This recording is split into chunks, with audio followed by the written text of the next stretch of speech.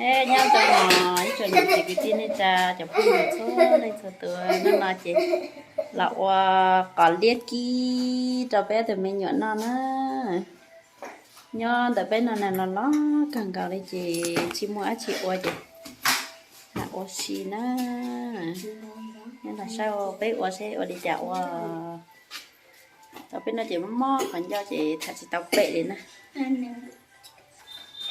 có hè đó chị nó chỉ lòng mất sống đó chị phải đi cho lòng kia cái lòng cái cái nó cái là gì đây thỏ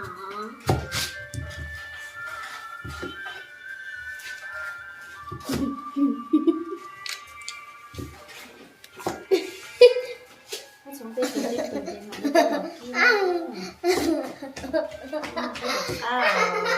nhau sẽ có có đủ mấy hoa chị có đâu trai coi nhá tụi tí này non chị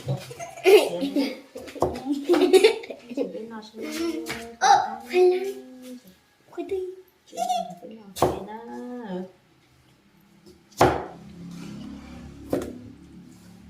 chỗ này những khoai tây ạ khoai lang này được có giá gì không khoai lang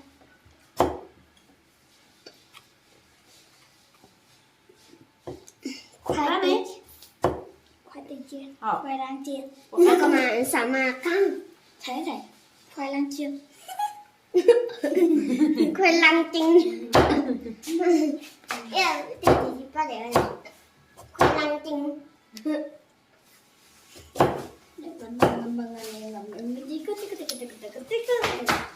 mấy sạp bò luôn nè chai nó đẹp miệng ô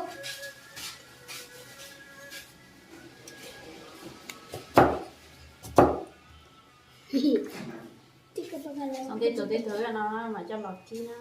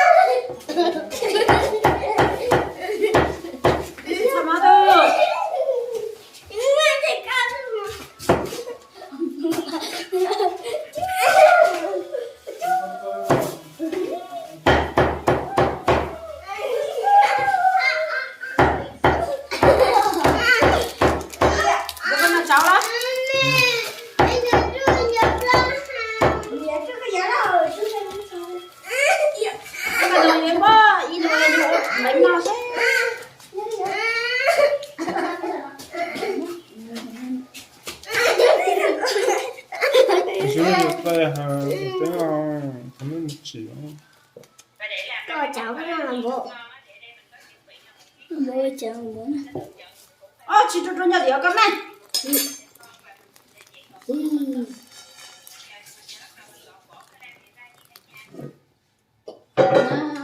giờ cho sống thế này có chị cho dầu rồi chị đặt cho muối nó chanh nha muối nó chanh nó cái này dùng gì cái này dùng gì học phải học học qua đây qua thân này dùng gì mẹ cứ sợ cái cậu ua rồi khoai lang chanh nó mẹ nó chanh gì muốn cho chúng tôi là cháu đấy nó muốn là chanh tao chết nhau nó muốn là cháu kia nó muốn là con đi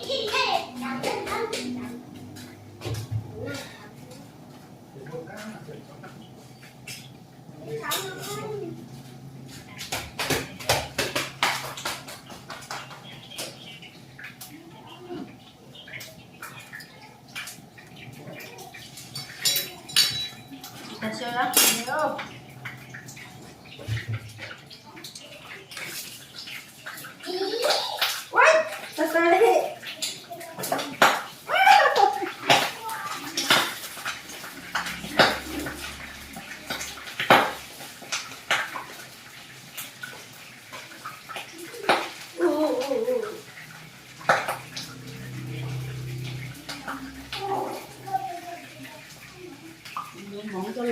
chúa nó bắt đi bây giờ cái mua thế nào cái thứ đó đi dẫn nó ngọt nó sẽ có cái nó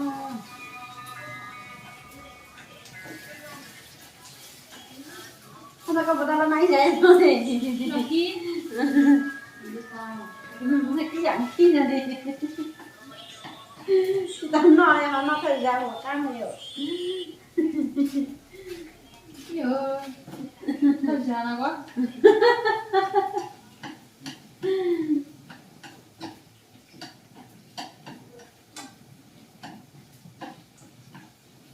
nó cho đồ ôn bánh nào đấy cái này anh em biết không món đồ ôn bánh nào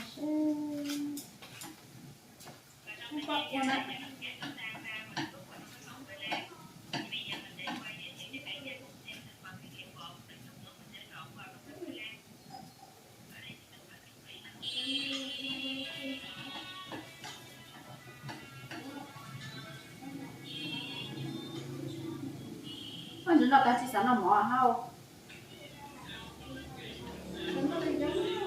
à còn gì kia rồi mà non tao non đúng rồi nó thành xiên này sẽ gì nó cả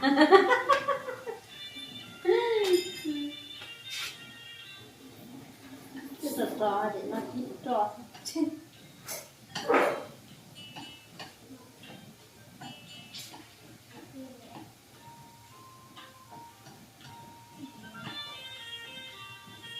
lúc mà cho con phụ nó chờ ôn bệnh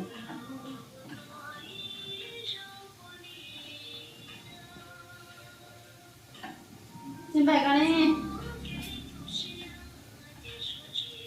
Hana biết kín là cho chị tướng hoàng thị là cỡ bố cũng làm mà kìa ăn là bố ngon thật đấy tổ cá nhá không không ngon mà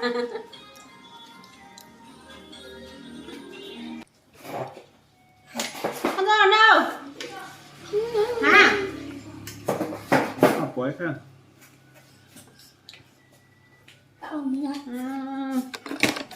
nó chịu quá ngon xí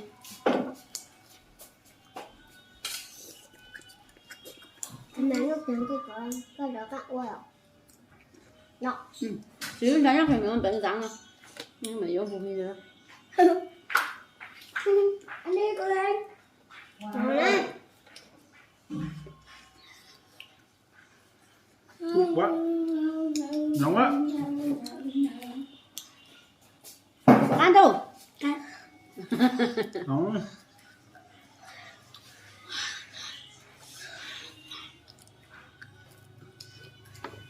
nó cũng nhắc kiểu cảnh người chơi họ không có trò chơi có mình cái đó là có ô tím rồi thường nó phải mấy nào sẵn mình đã mình có cái lùi lên được cái con khoai lang chín nhìn rồi có ra ăn em không ngon đâu ngon không ngon đâu không ngon thử đi mềm nó mềm không nghe khoai lang chiên gì cháy vào hành tay là nó con bố cho cái đồng cho hàng bánh chiêu á với nhà bố không biết ăn có không sao rồi có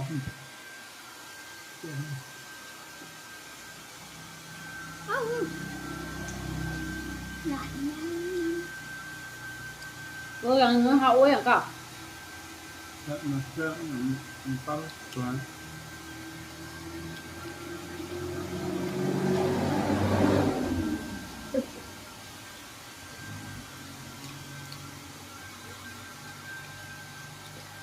chọc răng hả nó thành mà chọc răng hả nó cũng vậy nó mềm á nó mềm cái nó cái giòn cái nó hơi giòn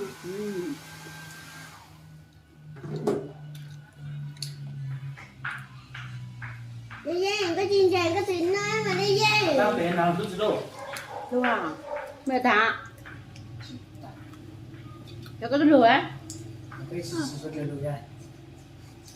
Có thao tủ. Ồ. Thế có chim chàng, có Cái nói. cực kỳ thao đó tương đa. Thôi tao trời. Nó được ạ. Cảnh cái đó rồi đó.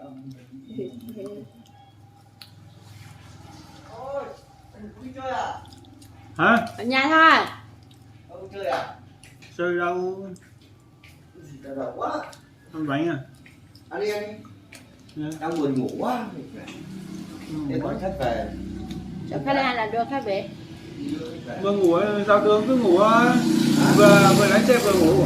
Ôi đi đây vô họ đi đây vừa lại mà ngủ. Vừa lái vừa ngủ tốt mà. Ăn đi. Cái gì mà cứ sờn không. Mẹ cho tôi nó ấm rồi. Lý. Nhỏ có cũng.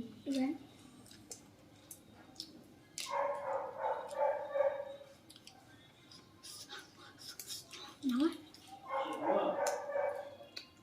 Xem cái gì vậy? Chăm.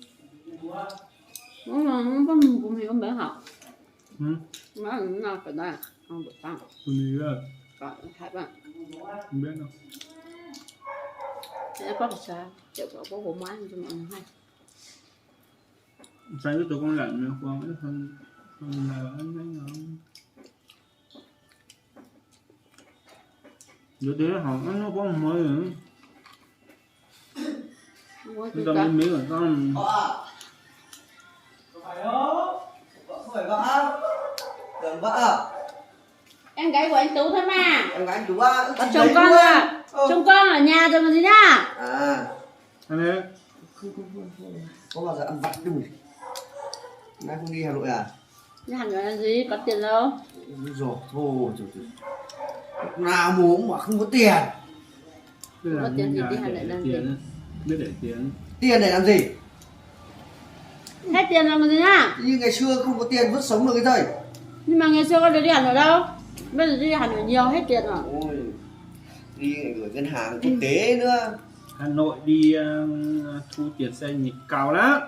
Không Sợ đi lắm. đâu. Không đi nữa. Trên này để cả tháng chẳng mất đồng nào. Dưới kia để một ngày một đêm 1,5 triệu. 2 triệu.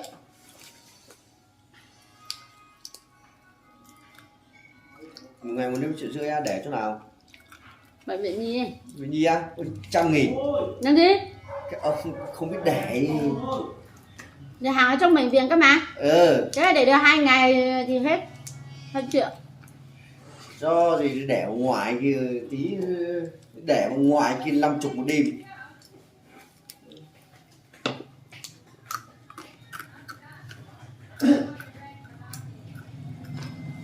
Bố có gì chú ý Để ra ăn mẹ nào.